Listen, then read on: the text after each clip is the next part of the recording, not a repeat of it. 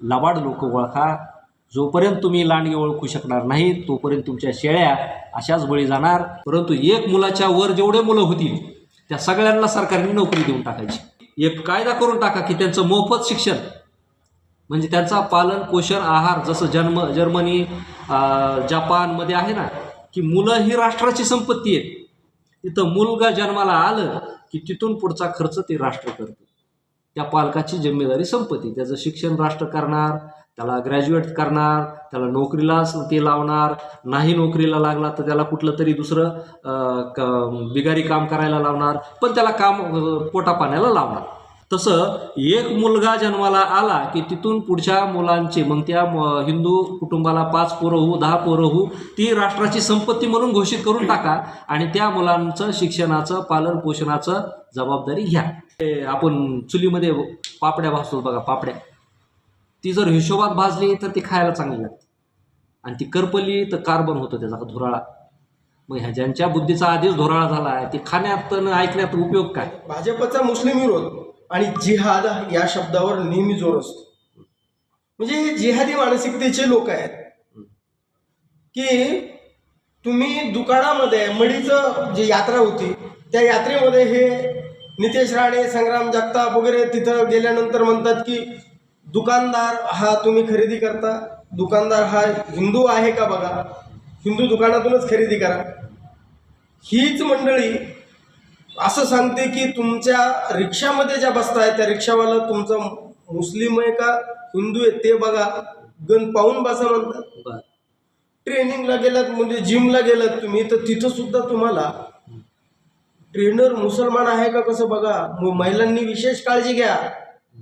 तुमच्या मुली कुठं शिकतात आणि त्या मुली मुस्लिमानांच्या म्हणजे शिक्षक तर मुसलमानाचे नाहीत ना, हेही बघायला सांगितलं जातं. आणि एक डॉक्टर म्हणजे डॉक्टर डिलिव्हरी जिहाद नावाचा एक बघा, आता तो बाई की बाबा त्याला काय माहिती मला माहीत नाही, पण तो बाबा म्हणतो की हिंदूंचे डॉक्टर 4 पैशासाठी, पैशाच्या लोभापोटी हिंदू महिलांचं सिजर करतात. म्हणजे डॉक्टर डिलिव्हरी जिहाद हे हिंदू करतात. पण मग प्रश्न असा आहे की या सगळ्या भाजपच्या नेत्यांना जिहाद दिसतो फक्त समाजामध्ये आणि लोकांमध्ये. त्यांना देवेंद्र फडणवीसांच्या घरामध्ये एक मुस्लिम टीचर जो डान्स शिकवतोय अमृता फडणवीसला, तो बाहेर काढण्याची जबाबदारी कुणाची? हा तो जिहाद. म्हणजे तुम्ही तुमच्या घरात होतोय तो जिहाद नाही, आणि आम्ही एखाद्याकडून गोष्ट खरेदी करायची तिथं मात्र जिहाद आहे. हा फरक काय? याविषयी तुम्हाला काय सांगता येईल? अगदी सविस्तर विश्लेषण करा. जिहाद हा बुद्धिभेद करणारा शब्द आहे, बरोबर आहे. बरोबर. कारण जिहाद म्हणलं की आपल्याला आठवतो, समोर येतो दाढीवाला मुसलमान. कारण त्याच्यामध्ये इतर धर्मीय कुणी येत नाही, ख्रिश्चन येत नाही किंवा अजून कुठला बौद्ध धर्मी येत नाही. म्हणजे जगात जे जे धर्म असेल तो ती आकृती जिहाद म्हटल्यावर येत नाही. आपल्यासमोर फक्त मुसलमान उभा केला जातो. आणि जिहाद म्हटलं की आपल्यासमोर काय येतं दुसरं, की आपल्या महिलावरती मुलीवरती अत्याचार करतात ही माणसं, किंवा त्यांना धर्म परिवर्तनासाठी मजबूर करतात. आणि मग धर्म परिवर्तन केलं की आपण मुसलमान होतो. मग ती मुलगा असेल मुलगी असेल. पाठीमागं प्रकरण गाजलं ती धर्म परिवर्तनाचं त्या IT कंपनीमधलं. तर सांगायचं तात्पर्य काय की जिहाद म्हणजे तुम्हाला धर्माच्या विरोधात उभा करणारा आणि धर्माच्या विरोधात तुम्हाला हिंस्र बनवणारा शब्द. आता सरांनी उल्लेख केला की डॉक्टर डिलिव्हरी जिहाद चालू आहे म्हणजे.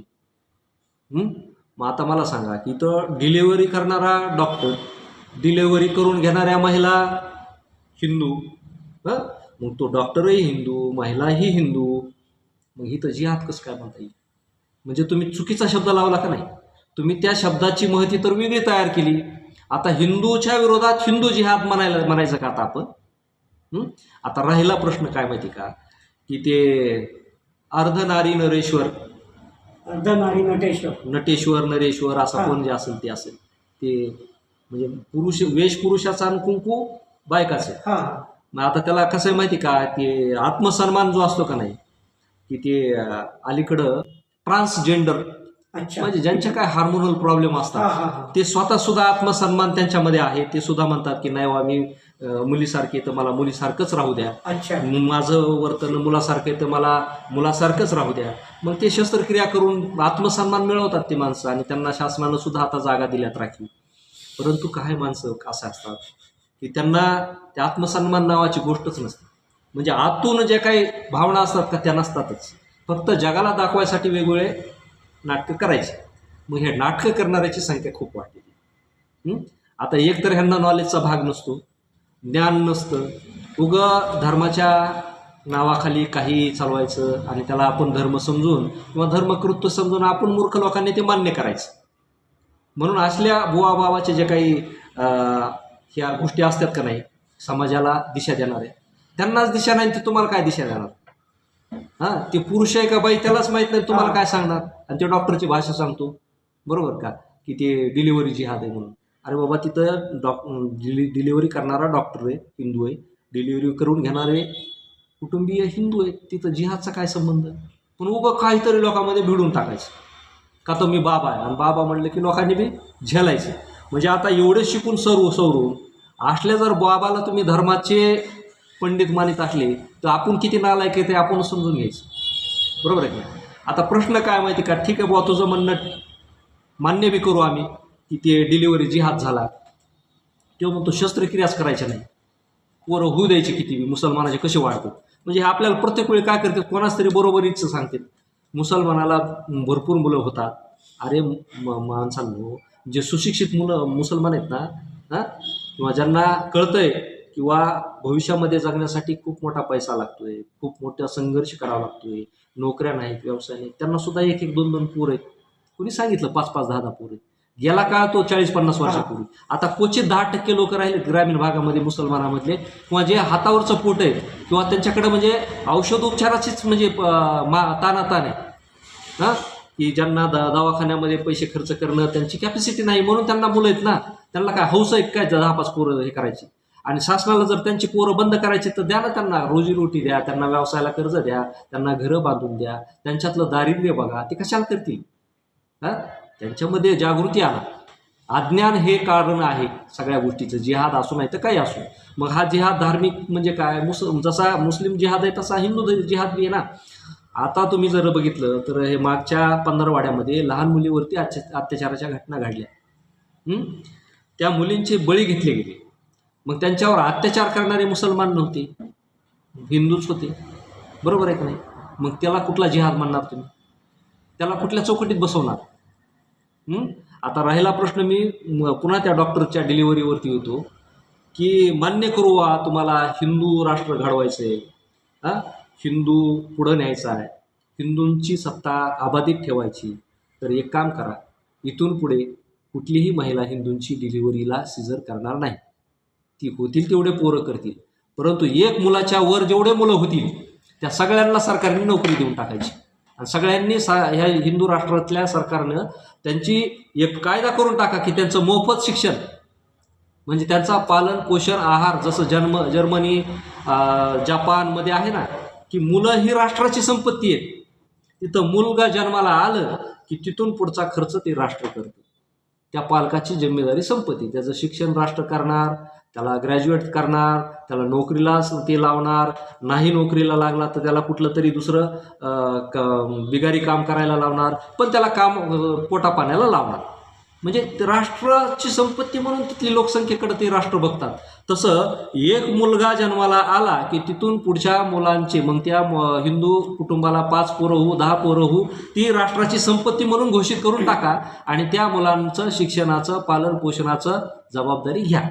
आणि मग कालीचरणने सगळ्यात पहिल्यांदा मोर्चा काढावा की आमचे हिंदूंची संख्या वाढवण्यासाठी शासनानं असा काहीतरी कायदा करावा. आम्ही निश्चितपणे त्यांच्या पाठीशी उभे राहू आणि हिंदू राष्ट्र घडवण्यासाठी, हिंदूंची मुलं नोकऱ्यामध्ये लावण्यासाठी, त्यांना उच्च शिक्षण देण्यासाठी आम्ही रस्त्यावरती उतरू. चांगल्या गोष्टीचा विरोध नाही, वाईट गोष्टीचं आम्ही कधीही समर्थन करू शकत नाही.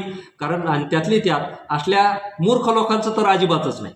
कारण ज्यांच्यामध्ये ज्ञानाचा पत्ताच नाही, मजले रिकामे असलेली माणसं, बरोबर का, ते आपण चुलीमध्ये पापड्या भाजतो बघा, पापड्या, ती जर हिशोबात भाजली तर ती खायला चांगली लागते. आणि ती करपली तर कार्बन होतं त्याचा धुराळा. मग ह्या ज्यांच्या बुद्धीचा आधीच धुराळा झाला आहे ते खाण्यात आणि ऐकण्यात उपयोग काय?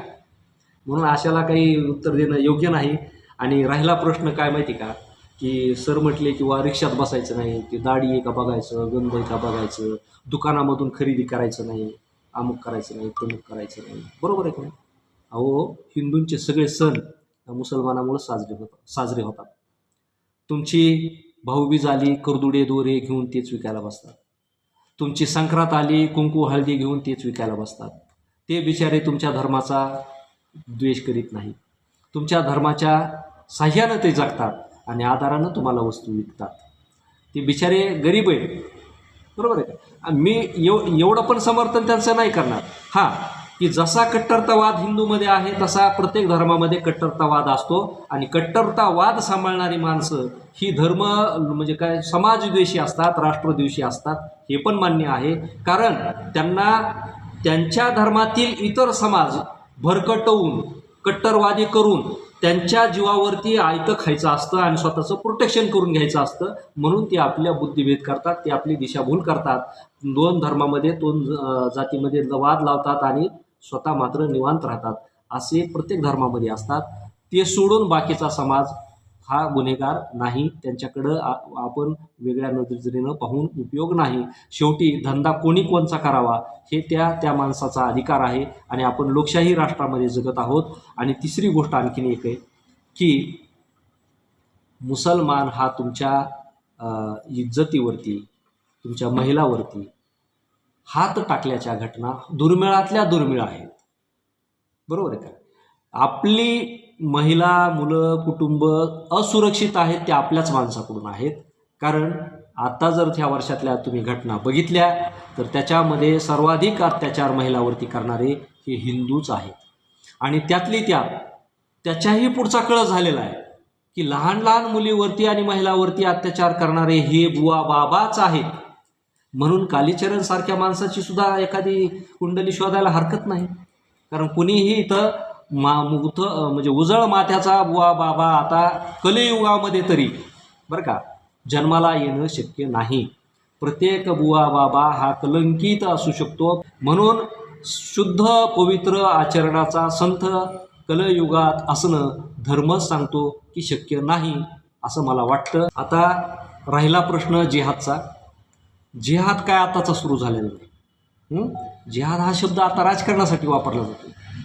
परंतु तुम्हाला आठवतं का की आपल्या देशामध्ये चित्रपटसृष्टी उभा करणारा मराठी माणूस होता. बरोबर आहे की नाही? कोल्हापूरला पहिली चित्रपट इंडस्ट्री सुरू झाली, मराठी माणसाने सुरू केली. भारतातला पहिला चित्रपट मराठी माणसाने सुरू केला. मग त्या चित्रपट इंडस्ट्रीचं हस्तांतरण कसं झालं हितपासून आपल्याला सुरुवात करावी लागेल. कोल्हापूरची चित्रपटसृष्टी मुंबईला बॉलिवूड म्हणून न्यायची तुम्हाला, ती नेत असताना तुमचे मराठी कलाकार संपविले म्हणा हिंदू कलाकार. म्हणजे जोपर्यंत कोल्हापूरला चित्रपट इंडस्ट्री होती तोपर्यंत ती गावखेड्यातल्या तमाशात नाचणाऱ्या, कलाकार प्रदर्शित करणाऱ्या अनेक घटकांना सहज कलाकार म्हणून चित्रपटात प्रवेश मिळत होता. आणि ते त्यावेळेस दिग्गज कलाकार म्हणून पुन्हा रूपाला आले. भालजी पेंढारकर असतील, फाळके असतील, ही नावं आज घेण्यापुरती शिल्लक आहे. मग मला सांगा की ज्यांना आज हिंदुत्वाचा पुळका आहे ना, ह्या माणसांनी मुस्लिमही नट पाहिजेत आम्हाला चित्रपटामध्ये, आम्हाला मराठी नट नको अशी मागणी करणाऱ्या चित्रपट कलावंतांनी कोण आहेत हे याचा जरा विचार करा. मागच्या काही दशकापासून यांनी कुठला जिहाद तुमच्या म्हणजे स्वीकारला? घरात कुठला जिहाद आहे, बाहेर कुठला जिहाद आहे, व्यवसायात कुठला जिहाद आहे आणि समाजामध्ये अर्थकारणात कुठला जिहाद आहे? म्हणजे ह्या नट्यांनी मुस्लिमांसोबत चित्रपट केले आणि स्वतःची घरं मोठी केली, स्वतःचं नाव मोठं केलं, मोठी चित्रपट कलावंतीन म्हणून नाव रूपाला आले. परंतु एकीकडे हिंदू धर्मातले कलाकार संपविले, गावखेड्यातले कलाकार संपविले, नट संपविले, त्यांच्यातली कला संपविली. जुन्या काळात जसे नाटकं चलत होते ते नाटकं यांनी पुण्या मुंबईमध्ये नेऊन बंदिस्त केले. हा कुठला जिहाद आहे? मुस्लिम घ्यायचा वाईट शब्द उच्चारित नाही, बरोबर आहे का? आणि पुन्हा म्हणायचं आरडाओरडा करायचा की जिहाद झाला. अरे पण पडद्याआड तुमचा कुठला जिहाद चालतो हे आता न समजणे एवढे वेळ समज नाही ना. आता राहिला प्रश्न काय की सरांनी सांगितल्याप्रमाणे आता अनेक हिंदुत्ववादी नेते आमदार नावं तर अजिबात घेणार नाही हो तसल्याची. हे काय करतात माहिती का, आम्हाला येऊन माते भडकितात, हे जिहाद आहे, हिंदू आहे, मुसलमान आहे. बरोबर आहे का नाही. त्याला एवढीच विनंती की मी जे सांगितलं ना त्याचा इतिहास काढा आणि अभ्यास काढा की कुणी संपविले इथली माणसं, कुणी संपविला गावखेड्यातला कलाकार, कुणी संपविला गावखेड्यातला व्यावसायिक माणूस, कोणी संपविले इथले हिंदू उद्योजक. आज जे देशूड धडीला लागलेत ना तर ह्या फितूर लोकांमुळे लागलेत. मी फितूर कोणाला म्हटलं हे पण मी सांगणार नाही, ओळखून घ्या तुमचं तुम्ही. हे जे फितूर लोक आहेत ना अगदी सुरुवातीच्या काळापासून तुम्ही छत्रपती शिवरायांना म्हणता हिंदूचे महापुरुष, हिंदूंचे संरक्षण करते, परंतु त्यांना संपविण्यामध्ये याच फितूर लोकांचं काम. आणि हेच फितूर तुमचा बुद्धिभेद आज करतात आणि जिहाद म्हणतात. परंतु खरी जिहादी मानसिकता हिंदू धर्मामधली यांनी वाढविली दुसऱ्या हाताशी धरून, मुस्लिमांना हाताशी धरून. काय म्हणजे घरामध्ये एक आणि बाहेर वेगळं हे दृश्य तुम्हाला चालत असेल, आम्हाला नाही चालणार. आम्ही तसले हिंदू नाहीत. पण हे सगळ्या जे नेते आहेत ना, हे आमदार जे तुम्हाला आम्हाला येऊन सांगतात, त्यांना विनंती एवढी आहे की तुम्ही सगळेजण आपल्या राज्याचे मुख्यमंत्री त्यांच्या घराकडे जा आणि ते रियाज अली कोण आहे ते शोधून काढा, तिथला डान्सर कोण आहे तो शोधून काढा. आम्हाला कोणाच्या घरात डोकावण्याची गरज नाही, पण त्यांच्या घरामध्ये काय चालतं हे जरा तुम्ही शोधा. बरोबर. आणि त्यांना मागणी करा, साहेब हे चालणार नाही, आपल्याला हिंदू राष्ट्राकडे जायचं आहे. म्हणजे मुसलमान तुम्ही घरात घ्यायचे, मुसलमानाकडून तुम्ही सगळं करून घ्यायचं. बरोबर का. म्हणजे कामधंदा वगैरे तुमच्या आर्थिक गोष्टी, व्यावसायिक गोष्टी हे म्हणतो मी बरं का, हे सगळं करून घ्यायचं आणि आम्हाला सांगायचं की त्यांच्यासोबत राहू नका. अरे आमचे सामाजिक संपर्क आहेत, संबंध आहेत. बरोबर आहे का. त्यांच्यामुळे आम्ही सुखाने प्रेमाने नांदतो. तुम्हाला देखवत नसेल तर आम्ही कधी तुमच्या घरात आलो नाही तुमच्याकडे काय चाललं आहे म्हणून बघायला. बरं इतक्या खोलात मी जाणार बी नाही. ज्यांनी आज हिंदूच्या नावाखाली राजकारण केलं आणि समाज वेड्यात काढला ना, ह्यांच्या सगळ्यांचे जावई मुसलमान आहेत. कशाला पाहिजेत तुम्हाला, कशाला पाहिजेत. आज मला सांगा की स्वाभिमानानं खेड्यामध्ये जगणारा हिंदू गरीब माणूस त्याच्या गावामध्ये मुसलमान तर सोडून द्या, मुसलमान एकही जावई नाही. आंतरधर्मीय विवाह झालेले गावखेड्यामध्ये दिसणार नाहीत. इथं आंतरजातीय विवाह झाला तरी तो माणूस पेटून उठतो.